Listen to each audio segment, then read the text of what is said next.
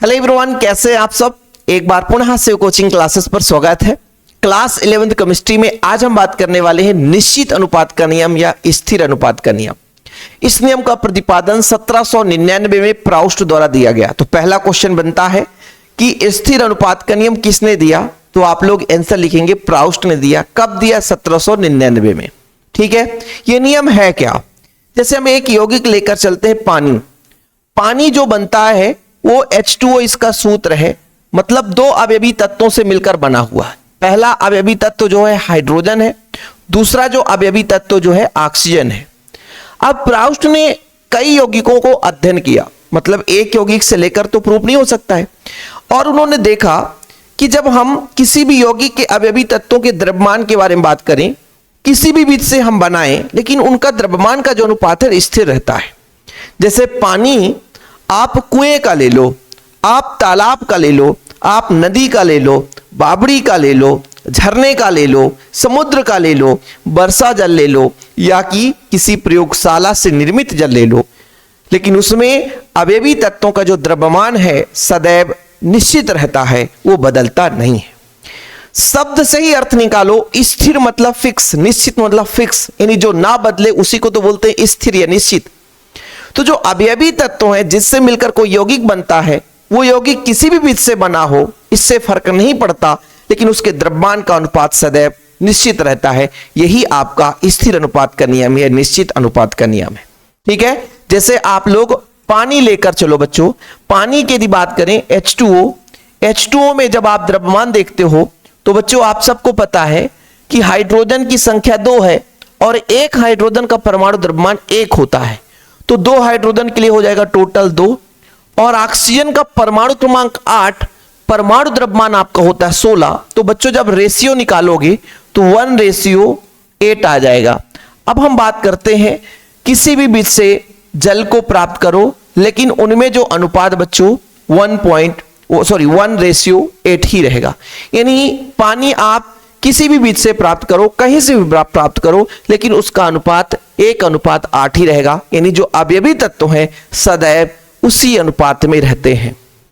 ठीक है, मतलब उनके द्रव्यमानों का अनुपात बदलता नहीं है। ओके, और भी सारे एग्जाम्पल आप ले सकते हो बच्चों। जैसे हम बात करते हैं कार्बन डाइऑक्साइड के बारे में, तो कार्बन डाइऑक्साइड आप कई विधियों से प्राप्त कर सकते हैं। यहां पर तो मान लीजिए हम H2O का लेकर चल रहे हैं, चाहे आप कुआं से, चाहे नदी से, चाहे झरना से, चाहे वर्षा से, चाहे समुद्र से, कहीं से भी आप प्राप्त करें, लेकिन ऑक्सीजन और हाइड्रोजन के बीच जो द्रव्यमानों का अनुपात है नियत रहता है, अर्थात हाइड्रोजन यदि 1 है तो ऑक्सीजन 8 रहेगा। क्योंकि बच्चों आपको मैंने बता दिया कि H2O जो है बच्चों H2O, तो ये अपना 2:16 हो जाएगा, क्योंकि एक हाइड्रोजन का परमाणु द्रव्यमान 1, तो 2 हाइड्रोजन का 2 हो जाएगा बच्चों, ऑक्सीजन का 16। यदि आप काटोगे बच्चों तो इसको आप लोग कह सकते हो कि 1:8 हो जाएगा, 1:8। तो यही रेशियो रहने वाला है। जैसे हम कार्बन डाइऑक्साइड लेते हैं, कार्बन डाइऑक्साइड हम किसी भी बीज से प्राप्त करें बच्चों, जैसे यहां पर आप देखो कार्बन डाइऑक्साइड ले लो, कार्बन और ऑक्सीजन को गर्म करते हैं, है ना, प्रयोगशाला में बच्चों, तो भी आपका कार्बन डाइऑक्साइड बनता है। क्या बनता है? कार्बन डाइऑक्साइड बनता है। सोडियम बाइकार्बोनेट ले लो बच्चों, ठीक है, NaHCO3, इसको आप HCl से क्रिया करा दो, ठीक है, तो क्या बनेगा? सोडियम जो है Cl के साथ तो NaCl बन जाएगा। ठीक है, अपना बच्चों ऑक्सीजन है, एक ऑक्सीजन 2 हाइड्रोजन मिलकर के पानी बना देगा और कार्बन डाइऑक्साइड बनेगा। मतलब यहां भी अपना कार्बन डाइऑक्साइड बना, यहां भी अपना कार्बन डाइऑक्साइड बना। यदि आप चूना पत्थर ले लो, तो कली का चूना बनाओ, CaCO3, ये चूना पत्थर है बच्चों। इसको जब हम गर्म करते हैं, क्या करते हैं? गर्म करते हैं, तो कली का चूना बन जाता है, CaO बन जाता है, और क्या बनता है? CO2। क्या बनता है? CO2, ये भी अपना गैस बना। अब तीनों बीज से जो बनाया गया कार्बन डाइऑक्साइड है, इसमें जो अवयवी तत्वों का अनुपात हमेशा निश्चित रहता है। जैसे पहले बच्चों कार्बन की बात करें